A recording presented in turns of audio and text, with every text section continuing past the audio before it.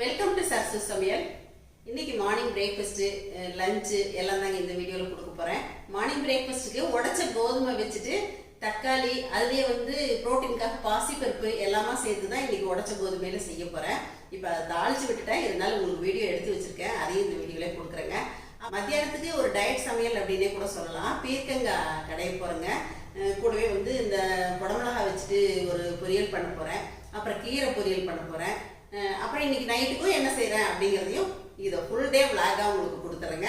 வாங்க இப்போ காலையில் உடச்ச கோதுமை எப்படி தாளிச்சு விட்டுருக்கேன் அப்படிங்கிறதையும் பார்க்கலாம். அடுத்து சமையலுக்கு என்னெல்லாம் ரெடி பண்ணியிருக்கேன் அப்படிங்கிறதையும் பார்த்துக்கலாங்க.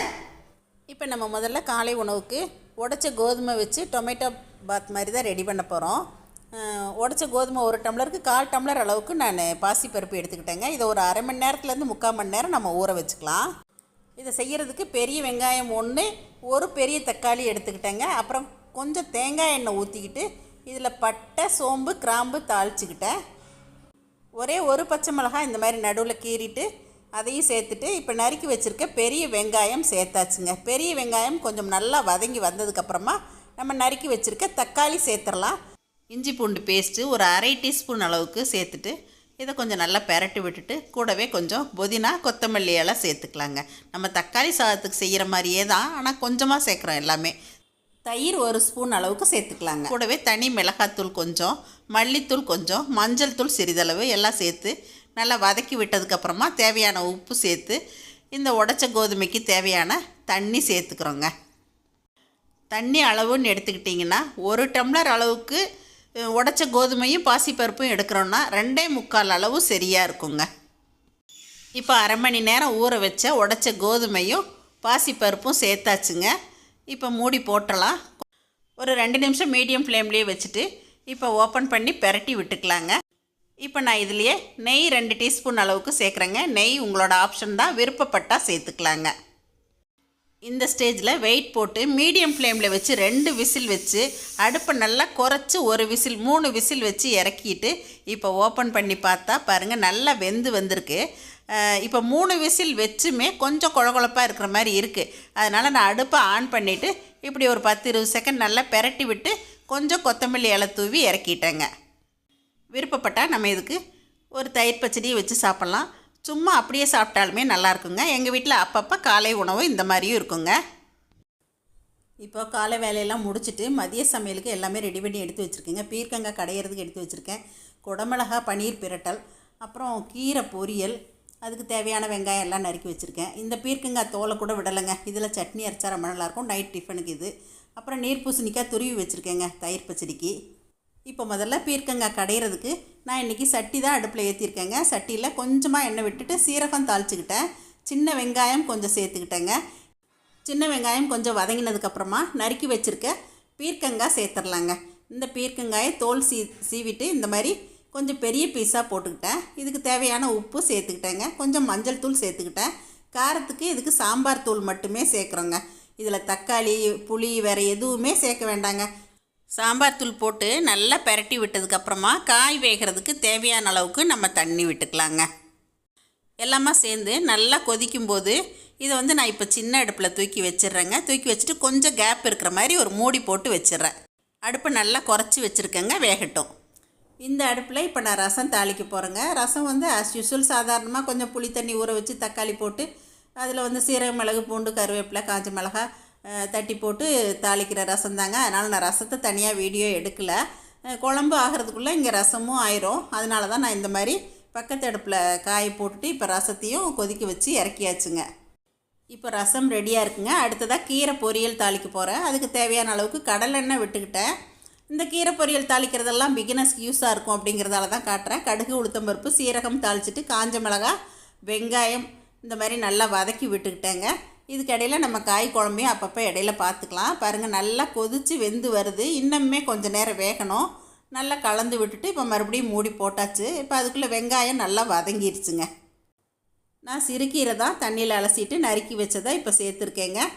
இப்போ தேவையான அளவு உப்பு சேர்த்துக்கிட்டேன். இந்த நீர் பூசணிக்காய் துருவும்போது தண்ணி வருது இல்லைங்களா, அதை வேஸ்ட் பண்ணாமல் நம்ம குழம்புலையோ இந்த மாதிரி கீரை வேகும்போது நம்ம சேர்த்துக்கலாம். நான் இன்றைக்கி அந்த தண்ணியை கீரையில் சேர்த்துட்டேன் வேகிறதுக்காக. இப்போ ஜஸ்ட்டு சும்மா ஒரு 2-3 நிமிஷத்துலேயே கீரை நல்லா வெந்துருச்சுங்க. தேங்காய் துருவல் போட்டு இறக்கியாச்சு. இப்போ கீரை பொரியலும் ரெடி ஆயிடுச்சுங்க. இப்போ ரசம் கீரையெல்லாம் ஆகிறதுக்குள்ளே நம்ம காய் குழம்பும் ரெடி ஆயிடுச்சு. பாருங்கள், நல்லா சுருளை வதங்கி வந்துருச்சு. நல்லா வெந்திருக்கு காயுமே. இப்போ இதுக்கு ஃபைனலாக ஒரு தாளிப்பு, கடுகு கருவேப்பிலை இது மட்டும்தான், கொஞ்சம் எண்ணெயில் தாளிக்கிறோம், அவ்வளோதாங்க. நல்லா இதை வந்து மத்தில் கடைஞ்சி விட்டுக்கலாம், கரண்டிலேயே கூட கடைஞ்சிடலாம், ஏன்னா நல்லா வெந்து போயிருக்கும். இந்த மாதிரி பீர்க்கங்காயை கடைஞ்சி சாதத்தில் போட்டு பிசைஞ்சு சாப்பிட்டோம்னா ரொம்ப அருமையாக இருக்குங்க. நம்ம அடுப்புலேருந்து இறக்கிட்டால் கூட அந்த சூட்லேயே கொதித்து சுண்டிகிட்டு இருக்கும், அதனால் ரொம்ப ருசியாக இருக்குங்க. அடுத்ததாக நீர் பூசணிக்காய் தயிர் பச்சடிக்கு 1 டேபிள் ஸ்பூன் தேங்காய் துருவல், கொஞ்சம் சீரகம், ஒரு பச்சை மிளகாய் அரைச்சிட்டு வந்துட்டு இப்போ அதையும் தாளிக்க போகிறேங்க. கொஞ்சமாக தேங்காய் எண்ணெய் தான் 1 டீஸ்பூன் விட்டுட்டு கடுகு உளுத்தம்பருப்பு, கொஞ்சம் கேரட் வந்து பொடியாக நறுக்குனது சேர்த்துக்கிட்டேங்க, கருவேப்பிலையும் சேர்த்துக்கிட்டேன். இப்போ இந்த நீர் பூசணிக்காய் துருவி வச்சதையும் இதோடு சேர்த்துட்டு ஜஸ்ட்டு ஒரு 2-3 நிமிஷம் வதக்கினா போதுங்க, ரொம்ப வேக வேண்டாம். இப்போ தேவையான உப்பும் இதில் சேர்த்தாச்சு. நம்ம அரைச்சி வச்சுருக்க தேங்காய் சீரகம் பச்சை மிளகாய் கலவையாக இதில் ஊற்றியாச்சுங்க. தண்ணி அதிகம் வேண்டாம், ஏன்னா நம்ம தயிர் விடுவோம் இல்லைங்களா. இந்த கலவையை சேர்த்ததுக்கப்புறமும் ஒரு 2 நிமிஷம் கொதிச்சா போதும். நல்லா ஆறினதுக்கப்புறமா தான் தயிர் சேர்க்கணுங்க. தயிர் சேர்த்து கலந்து விட்டு கொஞ்சம் கொத்தமல்லி இலை தூவியாச்சுன்னா அவ்வளோதாங்க, நம்மளோட நீர் பூசணிக்காய் கேரட் தயிர் பச்சடி ரெடி. நம்ம கொஞ்சம் சீக்கிரமாக செஞ்சால் கொஞ்சம் இதில் பால் விட்டு வச்சிட்டோம் அப்படின்னா மத்தியானத்துக்கு புளிக்காமல் இருக்குங்க. நல்லா காய்ச்சி ஆற வச்ச பால் கொஞ்சம் ஊற்றணுங்க. இப்போ நீர் பூசணிக்காய் தயிர் பச்சடியும் ரெடி ஆகிடுச்சுங்க. அடுத்ததாக குடமிளகாய் பன்னீர் பிரட்டல் தான் செய்ய போகிறேன். அதுக்கு இந்த மாதிரி நறுக்கி வச்சுருக்கேங்க. பன்னீரும் ரெடியாக எடுத்து வச்சுருக்கேன். இப்போ நம்ம பன்னீரை துருவி எடுத்துக்கணுங்க. இந்த மாதிரி நம்ம கேரட் துருவுறதுல தான் துருவி எடுத்துக்கிறோம். நம்ம எந்த அளவுக்கு பொரியலுக்கு குடமிளகாய் எடுத்துருக்கோமோ அந்த அளவுக்கு தேவைக்கு நம்ம துருவிக்கலாங்க. பாருங்கள், நல்லா உதிரி உதிராக பன்னீர் ரெடி ஆகிடுச்சு. இப்போ ஒரு அடி கனமான பாத்திரத்தில் தேவையான அளவுக்கு கொஞ்சம் எண்ணெய் விட்டுக்கிட்டேங்க. பூண்டு பொடி பொடியாக நறுக்குனது ஒரு 6-7 பல் அளவுக்கு நறுக்கிட்டு இந்த மாதிரி சேர்த்துருக்கேன். வெங்காயம் இந்த மாதிரி நறுக்கி சேர்த்துக்கணுங்க, கொஞ்சம் பட்டையாக இருந்தால் நல்லாயிருக்கும். கருவேப்பிலையும் சேர்த்தாச்சு. இந்த வெங்காயம் பூண்டு எல்லாமே மீடியம் ஃப்ளேமில் வச்சு நல்லா செவக்க வறுத்துறணுங்க. இந்த மாதிரி நல்லா வதங்கினதுக்கப்புறம் காரத்துக்கு நான் வந்து பச்சை மிளகாய் 2 மிளகாய் நீலவாக்கில் நறுக்கி சேர்த்துருக்கேன். அடுத்ததாக குடமிளகாயும் சேர்த்தாச்சுங்க. இப்போ தேவையான உப்பு சேர்த்துக்கலாம். கூடவே கொஞ்சமாக சீரகத்தூள் சேர்த்துக்கலாங்க, சோம்புத்தூளும் கொஞ்சமாக சேர்த்துக்கலாம். சேர்த்துட்டு அடுப்பை நல்லா குறைச்சி வச்சுட்டு நல்லா பெரட்டி விட்டுட்டு ஒரு கை அளவுக்கு தண்ணி தெளித்து விட்டுடலாங்க. தண்ணி ஜாஸ்தியாக வேண்டாம், குடமிளகாய் சீக்கிரமாக வெந்துடும். இந்த மாதிரி நல்லா பெரட்டினதுக்கப்புறமா ஒரு மூடி போட்டுடலாம். ஒரு 5 நிமிஷம் வந்து அடுப்பை நல்லா குறைச்சே வச்சு இதை வேக வச்சு எடுத்தாச்சுங்க. இப்போ பாருங்கள், குடமிளகாய் நல்லா வெந்து வந்துருச்சு. இப்போ நம்ம துருவி வச்சுருக்க பன்னீர் துருவலை இதில் சேர்த்துடலாங்க. பன்னீர் துருவல் சேர்த்ததுக்கப்புறமா நல்லா இந்த மாதிரி பெரட்டி விட்டுக்கணுங்க. பன்னீர் துருவல் சேர்த்து அதிகமான நேரம் வதங்க வேண்டியதில்லை, ஜஸ்ட் ஒரு 10-20 செகண்ட் பெரட்டி விட்டால் போதும். கொஞ்சம் கொத்தமல்லி இலை தூவிக்கலாம், கொஞ்சமாக பெப்பர் சேர்த்துக்கலாங்க. பெப்பர் வந்து உங்கள் ஆப்ஷன் தான், விருப்பப்பட்டால் சேர்த்துக்கலாங்க. இப்போது பன்னீர் குடமிளகாய் பிரட்டல் ரெடி ஆயிடுச்சுங்க. அடுத்ததாக பீர்க்கங்காய் தோல் துவையல் செய்கிறதுக்காக இந்த மாதிரி அடிகனமான பாத்திரத்தில் கொஞ்சம் எண்ணெய் விட்டுக்கிட்டு கொஞ்சம் உளுத்தம்பருப்பு கடலைப்பருப்பு சேர்த்துக்கிட்டேங்க. ஒரு 2 சிட்டிகை சீரகம், ஒரு அரை டீஸ்பூன் வர கொத்தமல்லி, ஒரு 10 சின்ன வெங்காயம், காஞ்ச மிளகாய் காரத்துக்கு தேவையான அளவு, ஒரு தக்காளி, இதெல்லாம் சேர்த்து இது வதங்கிட்டு இருக்கும்போதே கொஞ்சம் புளி சேர்த்துட்டேன். ஓரளவுக்கு வதங்கினதுக்கப்புறமா நம்ம எடுத்து வச்சுருக்க பீர்க்கங்காய் தோலை எடுத்துக்கலாங்க. தோலை நல்லா தண்ணியில் அலசிட்டு எடுத்துக்கணும். இப்போ இது கொஞ்சம் பெரட்டி விட்டதுக்கப்புறமா தேவையான உப்பு, ஒரு 4 பல் பூண்டு சேர்த்துக்கிட்டேங்க. இந்த அளவுக்கு நல்லா வதங்கி வந்துடணும். அடுப்பை குறைச்சி வச்சே வதக்கணுங்க. வதக்கிட்டு இப்போ கொஞ்சம் தேங்காய் துருவலும் இதில் சேர்த்துட்டு இது நல்லா ஆறினதுக்கப்புறமா துவையல் அரைச்சாச்சுன்னா அவ்வளோதாங்க, பீர்க்கங்காய் தோல் துவையல் ரெடி.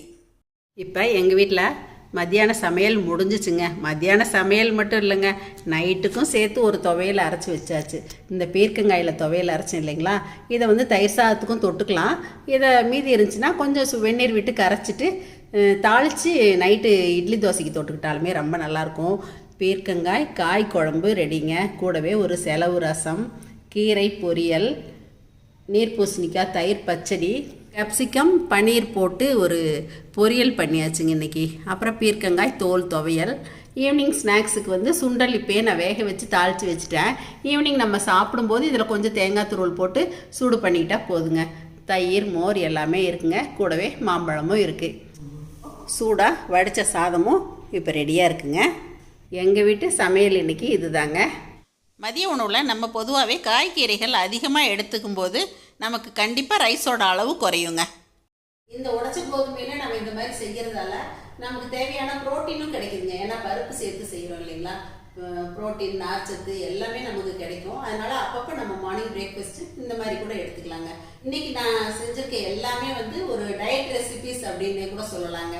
காலையிலேருந்து மார்னிங் பிரேக்ஃபாஸ்ட்டு லஞ்சு நைட்டு வரைக்கும் எல்லாமே முடிச்சு வச்சாச்சுங்க. இனி சாயங்காலம் வரைக்கும் எந்த வேலையுமே கிடையாதுங்க. இந்த மாதிரி நம்ம பிளான் பண்ணி செஞ்சோம் அப்படின்னா சமையல் வந்து ரொம்ப ஈஸியாக முடிஞ்சிருங்க. மார்னிங் டிஃபனே எங்கள் வீட்டில் உடச்ச கோதுமையில் கொஞ்சம் டயட் ரெசிபியாக செஞ்சதுனால நைட் வந்து ஆர்டினரி தோசைக்கு போயாச்சுங்க. பீர்க்கங்காய் தோல் துவையலில் கொஞ்சம் வெந்நீர் விட்டு தாளித்து வச்சுட்டேங்க. தோசை ஊற்றியாச்சு. கூடவே காய் குழம்பும் இருக்குங்க. ஒரு நாள் ஃபுல்லாகவே காலையிலேருந்து நைட் வரைக்கும் என்ன எடுத்துக்கிட்டேன் அப்படிங்கிறத இப்போ உங்கள் கூட நான் ஷேர் பண்ணிக்கிட்டேங்க. இந்த ரெசிபிஸ் எல்லாமே உங்கள் எல்லாருக்கும் பிடிச்சிருக்குன்னு நினைக்கிறேங்க. எப்பயும் போல் உங்களோட ஃபீட்பேக் சொல்லுங்கள். பிடிச்சிருந்தா லைக் ஷேர் பண்ணுங்கள். மறக்காமல் என்னோட சேனலை சப்ஸ்கிரைப் பண்ணிக்கங்க. தேங்க்யூ. சரசு சமையல் பாருங்கள், சமையல் நல்லா பண்ணுங்க. சரசூஸ் ஃபுட் ப்ராடக்ட்ஸ் பொடிவகைகள் தேவைப்படுறவங்க இங்கே கொடுத்துருக்க வாட்ஸ்அப் நம்பரில் காலை 10 மணி முதல் மாலை 6 மணி வரை எங்களை காண்டாக்ட் பண்ணிக்கலாங்க. இந்த சீசனில் எங்ககிட்ட ஃப்ரெஷ்ஷாக அரைச்ச முருங்கைக்கீரை சூப் மிக்ஸ் பிரண்டை பொடி எல்லாமே கிடைக்கும். தேவைப்படுறவங்க எங்களை காண்டாக்ட் பண்ணலாங்க. தேங்க்யூ.